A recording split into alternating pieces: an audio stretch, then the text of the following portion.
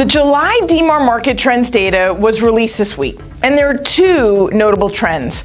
The first, when comparing 2021 to pre-COVID 2019, our seasonality is falling back into normal ranges. We have a healthy influx of listings, up 8%. 2% more homes went under contract, and there were 7.5% more closings. Yet, we continue to see 3 times the price growth when compared to 2019. And if I return to our current month over month and year over year and just stop there, we are bleeding red. But the real story is buried in the green.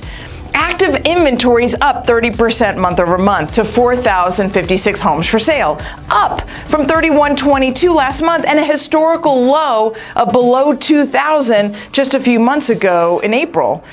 I mean, Denver's 3.3 million humans need more than 2, 3, or 4,000 homes for sale to satisfy demand. It's just that simple, especially when strong demographics intersect with historically low mortgage rates and increasingly high market liquidity. I mean, people not only want to buy, but they have the means to buy. Yet, strong demand is being held back by increased prices and constricted supply across all industries impacted by labor shortages, lack of raw materials, and trade restrictions. Housing is surely not exempt from these limiting factors. Green month-over-month active listings is alluding to hope that more balance is on its way. Yet, green double-digit annual close prices says that the balance may not arrive too quickly. The 11-county area experienced an annual increase in average close price of 16.4% to $624,903.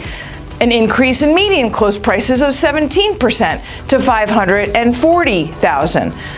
CoreLogic, a national data aggregator, has Denver increasing 17% in true home price appreciation. I mean, they're leading the state in recapturing and exceeding home prices from the housing boom peak. Denver is now 94% above its home value peak in 2007. The second trend that stuck out is the fact that year-to-date home prices over $500,000 are flying off the shelves compared to 2020 and 2019, with more homes at higher prices coming on the market, going under contract, and closing.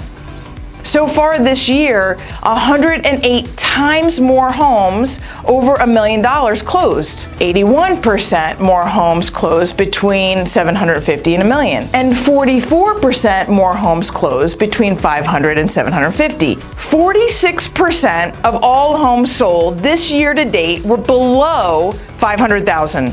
Yet only 26% of the buyers who closed in July did so for under $500,000.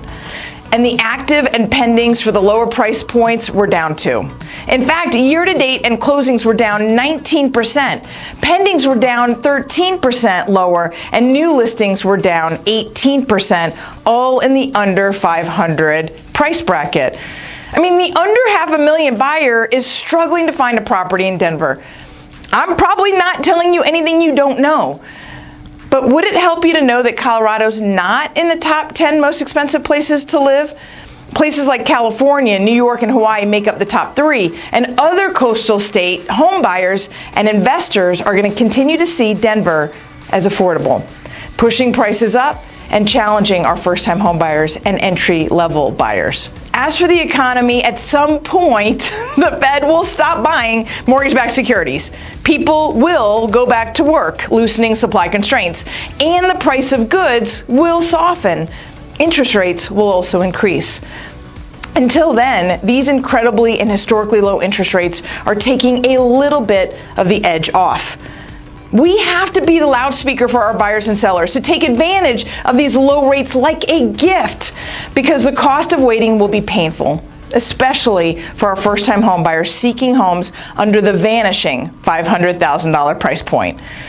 Well, that's a wrap for this month's Market Trends Update. It's my pleasure to keep you updated. Nicole, Rueth, the Rueth team of Fairway Mortgage.